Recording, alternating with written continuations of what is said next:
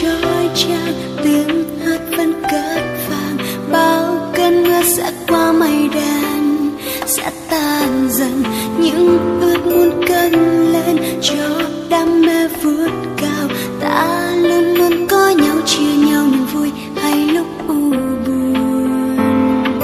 Vì tôi luôn ở bên cạnh, dù cho những đổi thay. Bạn tôi ơi hãy nhớ, từng ngày ta còn mãi. Qua cơn giông tố trời sẽ nắng ửng hồng, có tôi luôn kề bên. Dìu bước chưa quên ơi bạn nhé, dẫu khó khăn.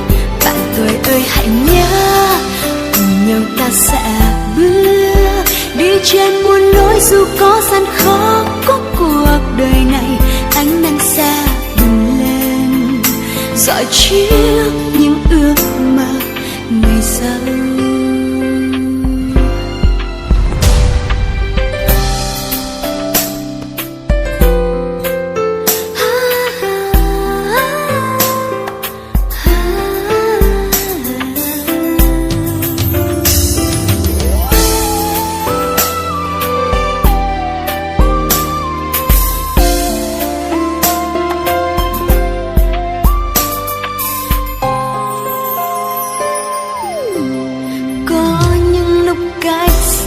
Cho tim ta nhớ mong, nỗi nhớ sẽ giúp ta mang theo những tháng năm này.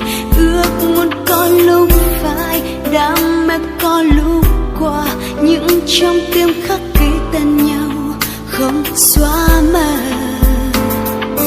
Vì tôi luôn ở bên cạnh, mặc cho những thăng trầm.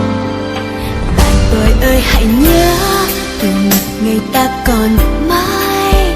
Qua cơn giông tố trời sẽ nắng ửng hồng, có tôi luôn kề bên. Dìu bước chưa quên ơi bạn nhé, dẫu khó khăn. Bạn tôi ơi hãy nhớ, cùng nhau ta sẽ bước đi trên muôn lối. Dù có gian khó của cuộc đời này, ánh nắng sẽ rọi chiếu những